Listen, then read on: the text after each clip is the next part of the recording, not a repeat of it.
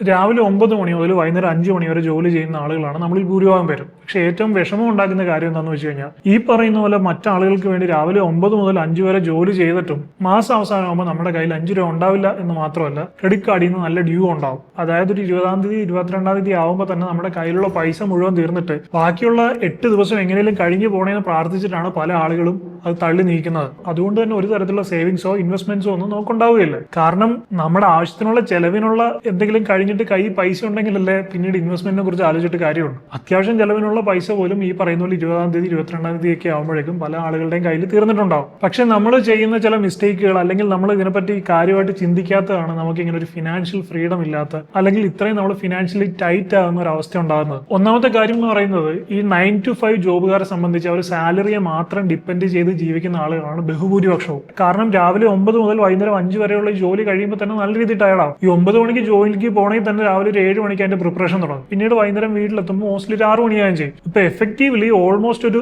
11 hours ആണ് ഒരു ദിവസം വർക്ക് ചെയ്യുന്നത്. അതായത് ഒരു ദിവസം ആകെയുള്ള 24 മണിക്കൂർ, അതിൽ 11 മണിക്കൂർ പോയി കഴിഞ്ഞാൽ ബാക്കി 13 മണിക്കൂർ. ഈ 13 മണിക്കൂറിൽ നമുക്ക് മിനിമം ഒരു 7-8 മണിക്കൂറെങ്കിലും ഉറക്കം വേണം. അപ്പോൾ അതിൽ നിന്ന് വീണ്ടും 8 മണിക്കൂർ പോയി കഴിഞ്ഞാൽ പിന്നെ ഉണ്ടാവുന്നത് ഒരു 5 മണിക്കൂർ എന്തോ ആണ്. അപ്പൊ ഈ 5 മണിക്കൂർ എന്ന് പറയുന്നത് നമുക്ക് നമ്മുടെ ആയിട്ടുള്ള പ്രഭാതകൃത്യങ്ങളും ഫുഡ് കഴിക്കുക അങ്ങനെയുള്ള പല കാര്യങ്ങളാണ് ഈ 5 മണിക്കൂറിൽ നമുക്ക് ചെയ്യാൻ കിട്ടുന്നത്. അപ്പൊ സമയമില്ല എന്നുള്ള വലിയൊരു കാര്യമാണ്. എനിക്കറിയാവുന്ന പല ആളുകളും സൈഡ് ബിസിനസ് തുടങ്ങാൻ ശ്രമിച്ച് പരാജയപ്പെട്ടു പോകുന്ന തന്നെ ഒന്നാമത് ഈ വർക്ക് കഴിഞ്ഞ് വരുമ്പോൾ തന്നെ നല്ല ടയർഡാവും. പിന്നെ ഇതിനകത്തും കൂടെ കോൺസെൻട്രേറ്റ് ചെയ്യാൻ അവർക്ക് പറ്റുന്നില്ല. പിന്നെ ഒരു കാര്യം എന്ന് പറഞ്ഞാൽ ഇവർക്കുള്ള ഈ പ്രധാനപ്പെട്ട ജോലി കളഞ്ഞിട്ട് ഇവർക്ക് ഈ സൈഡ് ബിസിനസ് കൊണ്ടുപോകാനും പറ്റില്ല. കാരണം സൈഡ് ബിസിനസ് അതൊരു എന്താ പറയുക, ഒരു സംരംഭം തുടങ്ങി വരികയാണ്. അപ്പൊ അതിൽ നിന്ന് ഇൻകം കിട്ടി സ്റ്റേബിൾ ആകാൻ കുറച്ച് സമയം എടുക്കും. അപ്പൊ അതും ഒരു ഫാക്റ്റാണ്. ഇപ്പം ഞാൻ പറഞ്ഞില്ല നേരത്തെ, എനിക്കറിയാവുന്ന പല ആളുകളും യൂട്യൂബ് ചാനൽ, എനിക്കറിയാവുന്ന പല ആളുകളും തന്നെ എന്നോട് വന്നിട്ട് ചോദിച്ചിട്ട് എങ്ങനെയാണ് യൂട്യൂബ് ചാനൽ തുടങ്ങുന്നത്, എങ്ങനെയാണ് അതിന്റെ ഡീറ്റെയിൽസ് കാര്യങ്ങളെല്ലാം ചോദിച്ചിട്ട് അവർ പോകും. പക്ഷെ അവർക്ക് കൺസിസ്റ്റന്റ് ആയിട്ട് വീഡിയോ പോസ്റ്റ് ചെയ്യാൻ പറ്റുന്നില്ല. ഒരു ദിവസമൊക്കെ എങ്ങനെയെങ്കിലും അവർ പോസ്റ്റ് ചെയ്യും.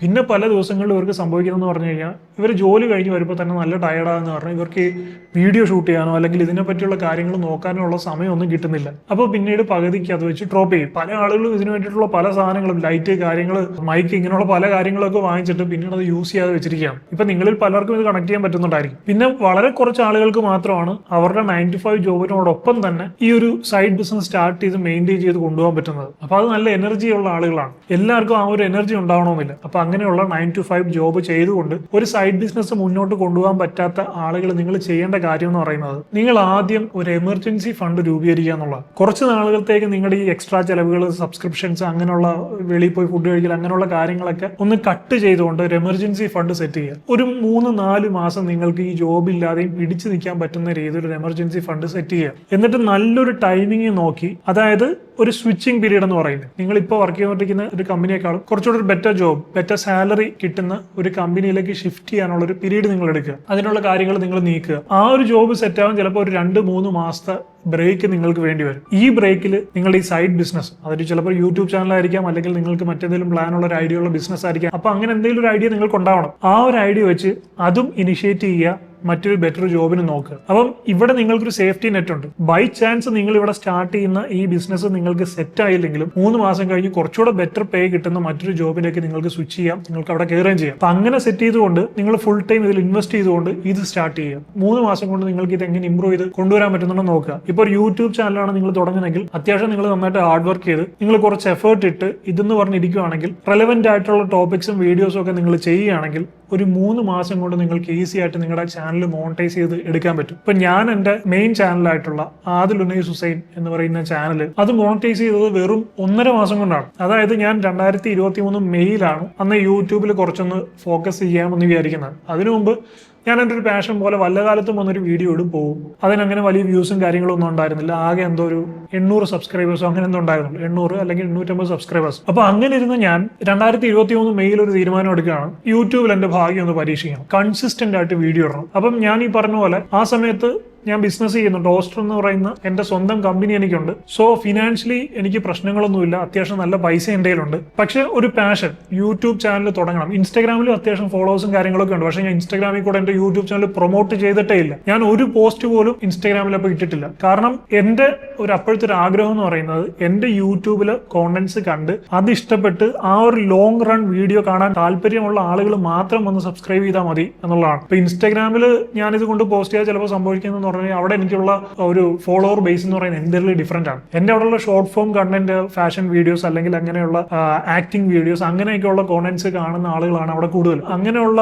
ഓഡിയൻസ് ഇവിടെ വന്നു കഴിഞ്ഞാൽ ശരിയാവില്ലെന്ന് എനിക്ക് നല്ലപോലെ അറിയാം. അതുകൊണ്ടാണ് ഞാൻ അങ്ങനെ ഒരു തീരുമാനം എടുത്തത്. അപ്പൊ ഞാൻ എന്ത് ചെയ്തു, 2021 മെയ് മുതൽ ഇവന്റെ പ്രൈമറി ചാനലിൽ നിന്ന് നോക്കിയാൽ നിങ്ങൾക്ക് കാണാൻ പറ്റും. ആദ്യം ഇട്ട വീഡിയോ എനിക്ക് തോന്നുന്നു സ്റ്റിറോയിഡിനെ പറ്റിയൊക്കെ ആയിരുന്നു. അപ്പൊ ടൈഗർ ഷ്രോഫ് സ്റ്റിറോയിഡ് ആണോ അല്ലേ എന്നുള്ളതാണെന്ന് തോന്നുന്നു 2023 ഞാൻ എൻ്റെ ഒരു കംബാക്ക് ഫേസിൽ, അതായത് യൂട്യൂബ് ചാനലിൽ ഫോക്കസ് ചെയ്യണം എന്ന് വിചാരിച്ച് തിരിച്ചു വന്നപ്പോൾ ആദ്യം ഇട്ട വീഡിയോ. അങ്ങനെ ഞാൻ വീക്കിലി 2 വീഡിയോ വെച്ച് കൺസിസ്റ്റന്റ് ആയിട്ട് പോസ്റ്റ് ചെയ്യാൻ തുടങ്ങി. അങ്ങനെ ടൈഗർ ഷ്രോഫിനെ കുറിച്ച് വീഡിയോ ചെയ്തു, അതുപോലെ തന്നെ ഹെൻറി കാവലിനെ കുറിച്ച് വീഡിയോ ചെയ്തു, സ്റ്റെറോയിഡിന്റെ സൈഡ് എഫക്ട്സിനെ പറ്റി വീഡിയോ ചെയ്തു, പിന്നെ എന്തോ ഒരു കുട്ടിച്ചാത്തൻ സത്യമാണോ എന്നുള്ള ഇതിനെ പറ്റി വീഡിയോ ചെയ്തു. അങ്ങനെ വീഡിയോ ചെയ്ത് വന്ന് നിഞ്ചാസിനെ പറ്റി വീഡിയോ ചെയ്തു. നിഞ്ചാസിനെ പറ്റിയൊക്കെയുള്ള വീഡിയോ എന്റെ ഈ ചാനലിൽ, എന്റെ മെയിൻ ചാനലിൽ ആദ്യത്തെ സബ്സ്ക്രൈബേഴ്സ് ഒക്കെ കണ്ടിട്ടുണ്ടാകും. അപ്പൊ അങ്ങനെ വീഡിയോ ചെയ്ത് വന്ന് മെയ് ഒരു 15-16 ചാനൽ ആക്റ്റീവായിട്ട് പോസ്റ്റ് ചെയ്യാൻ തുടങ്ങി. ഞാൻ ഒരു ജൂൺ ഒക്കെ ആയപ്പോഴേ, ഒരു ജൂൺ 5-ാം തീയതി 6-ാം തീയതി ഒക്കെ ആയപ്പോഴേക്കും ബ്രൂസ്ലി എങ്ങനെയാണ് മരിച്ചത്, ബ്രൂസ്ലിയുടെ മരണത്തെ പറ്റി ഒരു വീഡിയോ ചെയ്തു. ആദ്യം വലിയ വ്യൂസ് ഒന്നും കണ്ടില്ല, ഒരു 2000 വ്യൂസ് 2500 വ്യൂസ് ഒക്കെ ആയുള്ളൂ. പിറ്റേ ദിവസം രാവിലെ ഞാൻ എഴുന്നേറ്റ് നോക്കുമ്പോൾ ഏകദേശം 15K വ്യൂസ് ആ ഒരു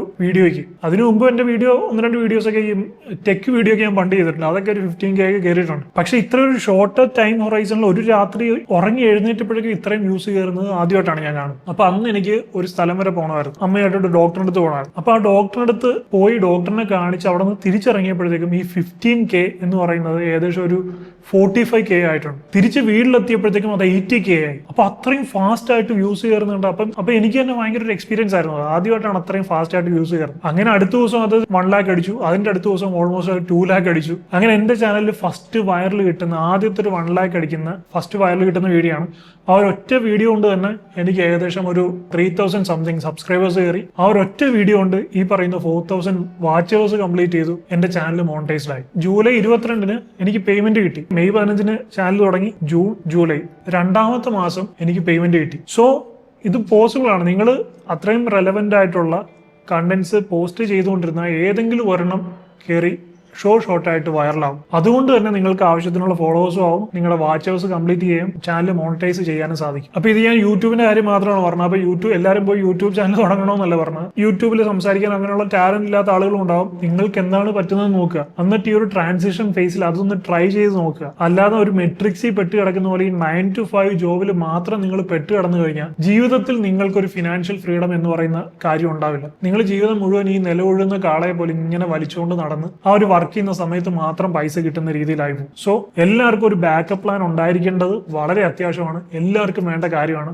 അത് തീർച്ചയായും ട്രൈ ചെയ്യേണ്ട കാര്യമാണ്. ഒരിക്കലും ഈ 9 to 5 ജോബിനെ മാത്രം ഡിപ്പെൻഡ് ചെയ്യരുത്. അതായത് 9 to 5 ജോബിൽ ഇപ്പൊ പെട്ട് കിടക്കുന്ന ആൾക്കാരുടെ ജീവിതം പോകുന്നതെന്ന് പറഞ്ഞു കഴിഞ്ഞാൽ സാലറി, ബിൽസ്, സീറോ ബാലൻസ്, വീണ്ടും ജോബ്, വീണ്ടും സാലറി. ഇങ്ങനെ ഒരു സർക്കിൾ ആയിട്ട് പോയിക്കൊണ്ടിരിക്കുകയാണ്, ഒരു സൈക്കിൾ പോലെ പോയിക്കൊണ്ടിരിക്കുകയാണ്. അപ്പൊ ഇതിൽ നിന്ന് നമുക്ക് ജീവിതത്തിൽ ഒരിക്കലും ഒരു വലിയ മെച്ചം ഉണ്ടാവില്ല. പിന്നെ സാലറി കൂടുന്നതനുസരിച്ച് നമ്മൾ നമ്മുടെ ലൈഫ് സ്റ്റൈൽ അപ്ഗ്രേഡ് ചെയ്യും, അതിനനുസരിച്ച് ചെലവും കൂടും. പിന്നെ വേറൊരു കാര്യം, ഈ എക്സ്ട്രാ ഇൻകം ഉണ്ടാക്കിയാൽ മാത്രം പോരാ. കാരണം എക്സ്ട്രാ ഇൻകം വരുമ്പോൾ നമ്മൾ കുറച്ചുകൂടെ ലിബറൽ ആവും, നമ്മുടെ ചെലവുകളും കൂടും. അപ്പൊ വീണ്ടും ചിലപ്പോൾ ഈ ഒരു അവസ്ഥ ഉണ്ടാകാനുള്ള സാധ്യതയുണ്ട്. അപ്പൊ അവിടെ നമ്മൾ ചെയ്യേണ്ട രണ്ടാമത്തെ മറ്റൊരു കാര്യമാണ് നമ്മുടെ ചെലവുകളെ ഒന്ന് കൺട്രോൾ ചെയ്യാന്നുള്ളത്. ചെലവ് കൺട്രോൾ ചെയ്യാൻ നമ്മൾ ആദ്യം ചെയ്യേണ്ട കാര്യമാണ് ചെലവിനെ ട്രാക്ക് ചെയ്യാന്നുള്ളത്. നിങ്ങൾ നിങ്ങളുടെ ചെലവിനെ ട്രാക്ക് ചെയ്യാൻ നിങ്ങൾക്ക് ഒരിക്കലും ചെലവ് കൺട്രോൾ ചെയ്യാൻ പറ്റില്ല. അതായത് നിങ്ങളുടെ കയ്യിലേക്ക് എത്ര രൂപ വരുന്നു, നിങ്ങളുടെ കയ്യിൽ നിന്ന് എത്ര രൂപ പോകുന്നു എന്ന് കൃത്യമായിട്ടുള്ള ബോധ്യം നിങ്ങൾക്ക് വേണം. അതിന് കൃത്യമായിട്ട് നമ്മുടെ ഇൻകവും എക്സ്പെൻസും നമ്മൾ ട്രാക്ക് ചെയ്യണം. അപ്പൊ ഞാൻ ഇതിനു മുമ്പ് പല ആപ്പുകളും നിങ്ങൾ അതിനുവേണ്ടി പരിചയപ്പെടുത്തിയിട്ടുണ്ട്. ഇത് ആപ്പിന്റെ പ്രൊമോഷൻ ഒന്നുമല്ല, ഞാൻ പേഴ്സണലി യൂസ് ചെയ്യുന്ന ആപ്പാണ്. അക്കൗണ്ട് മാനേജർ എന്ന് പറയുന്ന ഒരു ആപ്പ് പ്ലേ സ്റ്റോറിലും ആപ്പ് സ്റ്റോറിലും അവൈലബിൾ ആണ്. അപ്പൊ അതിന്റെ ലോഗോ വേണമെങ്കിൽ ഇവിടെ കൊടുക്കാം. ഇത് ഫ്രീ ആപ്പാണ്, പൈസ ഒന്നും കൊടുക്കണം. അപ്പൊ അതിനകത്ത് നമുക്ക്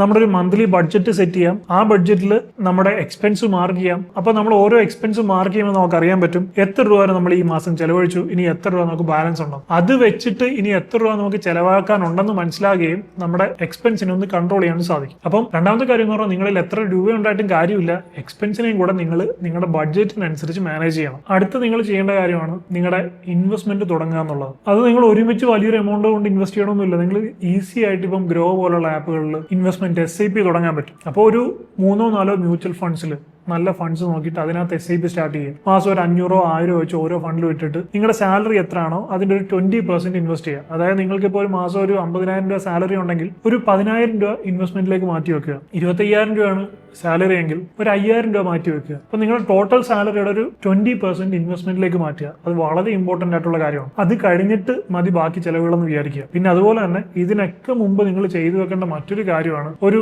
ഹെൽത്ത് ഇൻഷുറൻസും ടേം ഇൻഷുറൻസും എടുത്തു വെക്കുക എന്നുള്ളത്. ഹെൽത്ത് ഇൻഷുറൻസും ടേം ഇൻഷുറൻസും അത്രത്തോളം ഇമ്പോർട്ടന്റ് ആണ്. അപ്പോൾ ഹെൽത്ത് ഇൻഷുറൻസിനെ പറ്റിയും ടേം ഇൻഷുറൻസിനെ പറ്റിയൊക്കെ നമ്മൾ ഒരുപാട് വീഡിയോ ചെയ്തിട്ടുണ്ട്. അതുകൊണ്ട് ഇവിടെ ഞാൻ റിപ്പീറ്റ് ചെയ്യുന്നില്ല. അത് മസ്റ്റായിട്ട് എടുത്തു വെക്കുക. അപ്പോൾ ഇത്രയും കാര്യങ്ങൾ ഉണ്ടെങ്കിൽ തന്നെ നിങ്ങളുടെ ഒരു ഫിനാൻഷ്യലുള്ള ബുദ്ധിമുട്ടുകളൊക്കെ മാറി ലൈഫ് ഒന്ന് ഓർഡറിലാവുകയും അത്യാവശ്യം സേവിങ്സ് നിങ്ങൾക്ക് ഉണ്ടാവുകയും ചെയ്യും. കൃത്യമായിട്ടൊരു പ്ലാനിങ് ഇല്ലാതെ കൃത്യമായിട്ടൊരു ബഡ്ജറ്റ് ഇല്ലാതെ നമ്മൾ പിന്നെ എത്ര പൈസ ഉണ്ടാക്കിയാലും നമ്മുടെ കയ്യിൽ പൈസ നിൽക്കില്ല. അപ്പോൾ നമ്മൾ ആദ്യം ശ്രദ്ധിക്കേണ്ട കാര്യം എന്ന് പറഞ്ഞാൽ നമുക്കൊരു ബഡ്ജറ്റും പ്ലാനിങ് കാര്യങ്ങളൊക്കെ ഉണ്ടാവണം. പിന്നെ നമ്മൾ ഈ 9 to 5 ജോബിന് മാത്രം ഡിപ്പെൻഡ് ചെയ്ത് ഒരു സൈക്കിളിൽ ഇങ്ങനെ ഇമ്പ്രൂവ്മെന്റ്സ് ഒന്നും ഇല്ലാതെ പോകാതെ ഇൻകം എങ്ങനെ ഇമ്പ്രൂവ് ചെയ്യാമെന്ന് ആലോചിക്കുക. അതിന് സൈഡായിട്ടുള്ള ബിസിനസ്സുകളോ അല്ലെങ്കിൽ മറ്റെന്തെങ്കിലും ആക്ടിവിറ്റീസോ പാസീവ് ഇൻകം കണ്ടെത്താനുള്ള ഒരു വഴിയും കൂടി ആലോചിക്കുക. അപ്പോൾ ഇത്രയും ചെയ്ത് കഴിയുമ്പോൾ തന്നെ നമ്മുടെ ലൈഫിലുള്ള മറ്റ് ഫിനാൻഷ്യൽ ആയിട്ടുള്ള പ്രശ്നങ്ങളൊക്കെ ചെറിയൊരു ആശ്വാസം നമുക്ക് വന്നു തുടങ്ങും. അത് മുന്നോട്ട് നമ്മൾ മെയിൻറ്റെയിൻ ചെയ്ത് പോകുമ്പോൾ ഫൈനലി നമുക്ക് ഫിനാൻഷ്യൽ ഫ്രീഡം അച്ചീവ് ചെയ്യാനും സാധിക്കും. അപ്പോൾ എന്തായാലും ഈ ഒരു വീഡിയോ നിങ്ങൾക്ക് ഹെൽപ്ഫുൾ ആയി കാണും എന്ന് ഞാൻ പ്രതീക്ഷിക്കുന്നു. വീഡിയോ ഇഷ്ടമായിട്ടുണ്ടെങ്കിൽ ഇതുപോലുള്ള ഫിനാൻഷ്യൽ കോണ്ടന്റ്സ് ഒക്കെ കാണാനായിട്ട് ചാനൽ ഇപ്പോൾ തന്നെ സബ്സ്ക്രൈബ് ചെയ്ത് വെച്ച് ബെൽ ബട്ടൺ എനേബിൾ ചെയ്ത് വെക്കുക. I will see you in my next video. I am Adil Hussain signing of.